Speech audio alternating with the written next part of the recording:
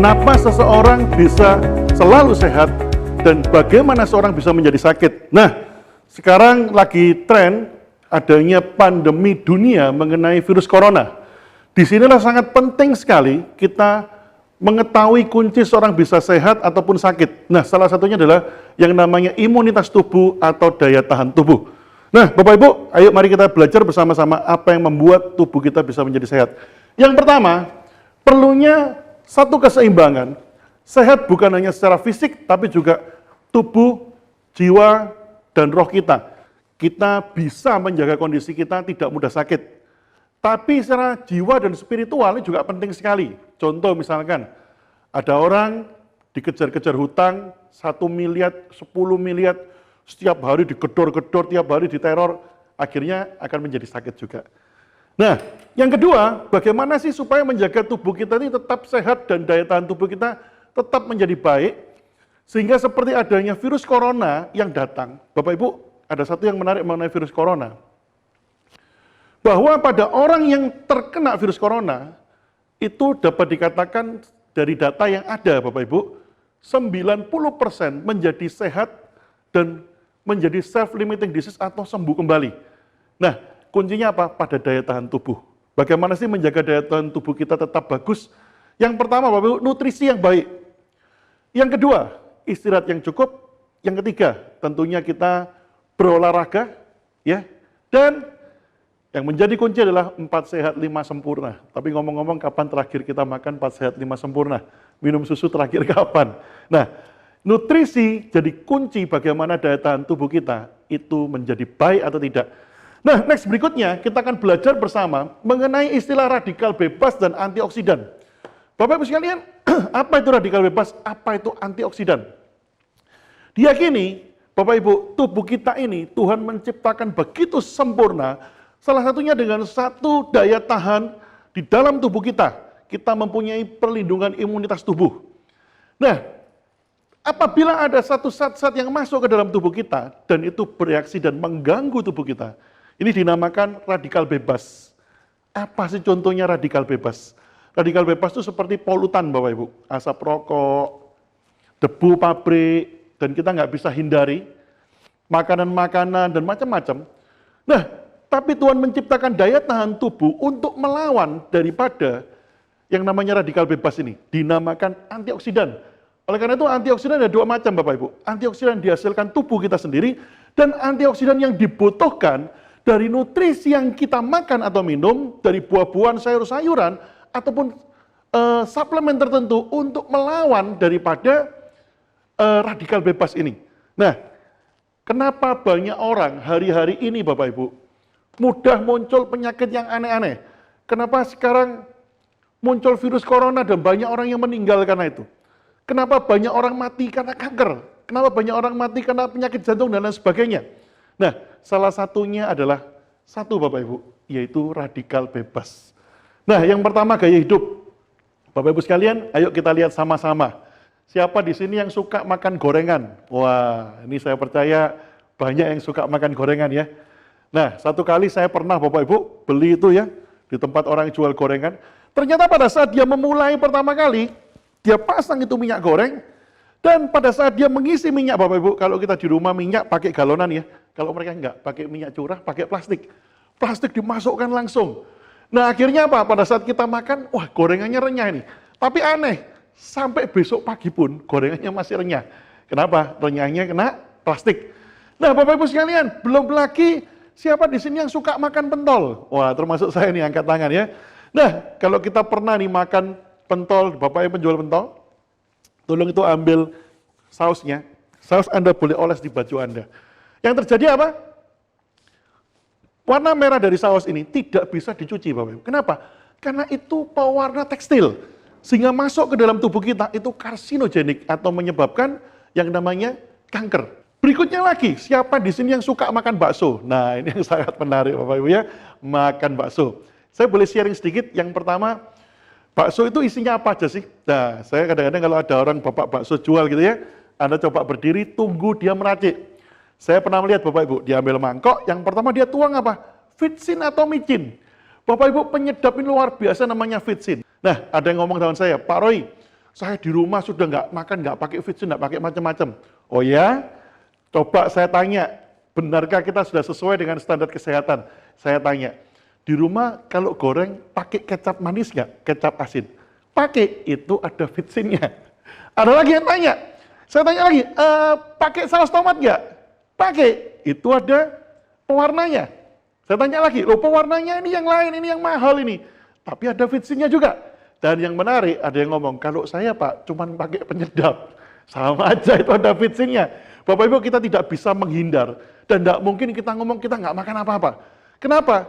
Karena yang bisa kita lakukan adalah kita membangun daya tahan tubuh kita melawan itu semua. Nah, belum lagi kalau kita lihat nih, orang jual bakso, dia kasih yang namanya mie.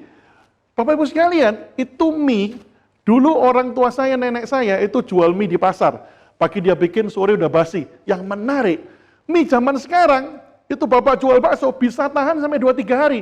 Kenapa? Mie-nya dicampur dengan formalin. Bapak Ibu, waktu saya kuliah kedokteran dulu, formalin dipakai untuk mengawetkan mayat. Nah, yang kedua, dicampur dengan apa? Pentol bakso. Nah, pentol baksonya nih yang menarik Bapak Ibu ya. Bagaimana pentol bakso bisa tahan sampai 2-3 hari? Biasanya dicampur dengan borak. Bapak Ibu, borak itu juga salah satu alat pengawet.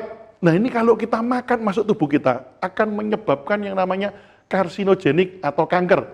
Nah, pertanyaannya, sudahkah kita memilah makanan yang masuk tubuh kita?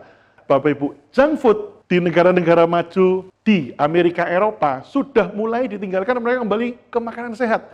Justru kita sekarang, pagi, sarapannya justru burger, junk food, yang dimana banyak sekali kandungan-kandungan yang bisa menyebabkan melemahnya daya tahan tubuh kita. Nah, Bapak Ibu sekalian, apa sih yang terjadi kalau kita makan makanan yang banyak mengandung kolesterol, lemak, ya, burger, dan lain sebagainya dikatakan junk food. Nah, saya mengajak Anda melihat sesuatu yang sangat menarik. Yuk kita lihat sama-sama di sini, Bapak Ibu. Siapa di sini yang suka makan sop buntut? Wah, itu sop buntut enak sekali. Sop buntut, Bapak Ibu, Anda masukkan ke kulkas. Besok pagi Anda lihat putih-putih. Apa itu putih-putih? Itulah lemak. Nah, kalau kita makan daripada sop buntut tadi, yang ada putih-putihnya tadi, maka lemak tadi akan mulai masuk ke dalam peredaran darah, dan dia mulai menumpuk. Kita lihat sama-sama. Kalau lemak tadi menumpuk, Bapak Ibu, kalau menumpuknya di otak dan terjadi sumbatan pada otak, terjadi yang namanya stroke. Kalau menyerang di jantung, jadi jantung koroner. Kalau menyerang di ginjal, jadi gagal ginjal. Pilih yang mana? Jangan dipilih ya. Kalau penyakit jangan dipilih Bapak Ibu. Sebab apa? Kalau kita bisa hidup sehat. Nah, makanya makanan yang kita makan itu berperan penting sekali dalam tubuh kita. Bagaimana supaya tubuh kita ini tetap terjaga? Konsumsilah health food, atau kalau kita tidak bisa makan 4 sehat 5 sempurna, minimal Bapak Ibu, konsumsi yang namanya 4-star. Di mana 4-star ini mengandung antioksidan yang sangat tinggi, kita lihat sama-sama. Sehingga saat radikal bebas tadi masuk, maka daya tahan tubuh yang dimiliki oleh tubuh, dibantu oleh 4-star tadi, melawan yang namanya radikal bebas, mencegah terjadinya penyakit yang macam-macam, dan meningkatkan imunitas tubuh. Nah, disinilah terjadi yang namanya detoksifikasi. Kalau kita konsumsi produk kita, maka tubuh kita ini akan terjadi detoks. Radikal bebas itu diusir oleh antioksidan yang dihasilkan dari tubuh kita, dan dari food supplement yang kita konsumsi. Maka terjadilah detoksifikasi. Ada yang tanya, Pak, kalau kemudian saya konsumsi produk HD, apa bedanya dengan obat? Beda Bapak Ibu. Kalau obat itu dikonsumsi untuk orang sakit, sedangkan orang-orang yang sehat mengkonsumsi health food, termasuk 4-star ini tadi. Nah, jadi obat hanya untuk orang sakit. Dan sehingga kenapa kalau kita beli obat, Anda akan diresepkan oleh dokter. Bapak Ibu, kalau ini ada satu rahasia yang mau dibagi ya, karena saya dokter. Nah, kalau Anda jeli, dokter tuh jarang sekali minum obat, Bapak Ibu. Anda tahu kenapa? Saya masih ingat kuliah hari pertama saya di farmakologi, Profesor masuk mengatakan, adik-adik sekalian, obat adalah racun. Bapak Ibu, kalau Anda beli obat, selalu perhatikan, di label dikatakan efek samping. Tetapi, kalau yang namanya health food atau nutrisi, itu tidak ada efek samping. Itu sebabnya, kalau kita minum obat hanya pada saat sakit saja. Ada satu pertanyaan menarik. Kemarin ada satu distributor tanya sama saya, Dokter Roy, kalau kita minum produk HDI, itu sampai kapan ya? Nah ini cara menjawabnya yang kita harus betul. Nah kadang-kadang cara menjawab kita ini menakutkan ya, ngomongnya gini, oh minumnya selamanya. Nah ini customer kita takut. Cara menjawabnya seperti ini. Oh enggak Bapak Ibu, kalau kita lagi ada sakit, kita minumkan yang namanya dosis terapi. Tetapi apabila kondisinya sudah membaik, kita minumkan yang namanya dosis daily untuk menjaga kesehatan. Nah, karena ini sifatnya suplemen atau vitamin, diminum segar, kelupaan pun 1-2 hari tidak ada masalah. Tapi kalau kita mau menjaga daya tahan tubuh, minum dengan dosis untuk maintenance dan dosis terapi. Nah, dengan seperti ini kita berikan jawaban yang lebih membuat customer kita itu merasa nyaman. Oke, kita lanjut lagi. Nah, ada satu kondisi Bapak Ibu di dalam food supplement yang kadang-kadang kita perlu jelaskan kepada rekan kerja kita. Nah, kalau ada yang bertanya, apakah kalau saya minum produk HD ini ada efek samping? Apakah ada overdosis? Kalau obat hati-hati ya Bapak Ibu ya, jangan minum obat sembarangan di luar dosis. Bisa berbahaya merusak ginjal dan lever Anda. Satu ketika saya punya satu pasien, satu customer saya, itu anaknya umur kurang lebih 4-5 tahun. Nah tiap kali ini mamanya mau kasih anaknya vitamin, dia bilang, nah ini mama kasih ya, apa ini men. Jadi tiap kali kasih produk dia bilang men.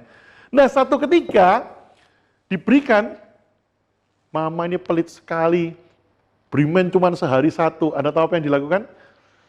Malam mamanya tidur, anak ini buka kulkas, dia ambil 1 botol, dia minum sekaligus Honey Bipolen 60 tablet Bapak Ibu. Yang terjadi apa? Mamanya panik telepon saya, Dokter Roy ini gimana anak saya? Saya bilang, Bu, tenang, produk kita itu isinya nutrisi. Nutrisi apabila masuk dalam tubuh Bapak Ibu kelebihan, maka oleh tubuh akan dibuang. Sehingga tidak ada efek samping. Tapi hati-hati dengan obat, setelah minum terjadi overdosis, kerusakan ginjal dan lever pasti menyertai. Berikan ke produk-produk kita, ke customer Anda tanpa rasa takut. Sebab produk kita aman. Dokter Roy, kemarin saya datang ke rumah customer saya, ditanya, Pak, Bapak ini produknya nomor berapa? Kenapa? Kemarin dia datang ke rumah saya, ngomong buah merah nomor 1. Ada lagi yang datang ngomong saya, wah ini bahan dasarnya Echinacea, ini nomor 1. Besoknya lagi Pak, ada yang datang pada saya ngomong gini, Bu ini yang bagus ini minyak ikan. Datang lagi macam-macam. Nah punya Bapak nomor berapa? Bapak Ibu, saya mengajak kepada Anda, kita menjawab pertanyaan customer kita dengan bijak. Nah, bagaimana cara menjawab yang bijak? Yang pertama, kita punya produk, 1, bahan dasarnya alami. Ini yang paling penting sehingga kita feeling free untuk memberikan ke customer kita. Nah, yang kedua, produk kita ini sudah tertera di kitab suci. Nah, saya jawab ke customer saya seperti ini. Nah, Bu, yang menarik, produk HDI yang pertama, itu direferensikan di dalam kitab suci. Yang menarik Bapak Ibu, kitab suci 5 agama di Indonesia itu memuat mengenai madu dan lebah. Ya, dan bahkan untuk rekan-rekan yang muslim itu di Al-Qur'an An-Nahl 6869, Anda lebih tahu dari saya, di sana tertulis dari perut lebah keluar zat yang menyembuhkan berbagai macam penyakit. Nah, saya sering bergurau, Bu, Pak, kalau yang ada di kitab suci kira-kira yang menjamin dan mereferensikan siapa ya? Iya, dari Tuhan sendiri. Kira-kira dari Tuhan, itu nomor berapa ya? Jadi saya tidak pernah menjawab pertanyaan mereka nomor 1, tapi mereka yang menjawab dulu, oh iya kalau dari Tuhan nomor 1.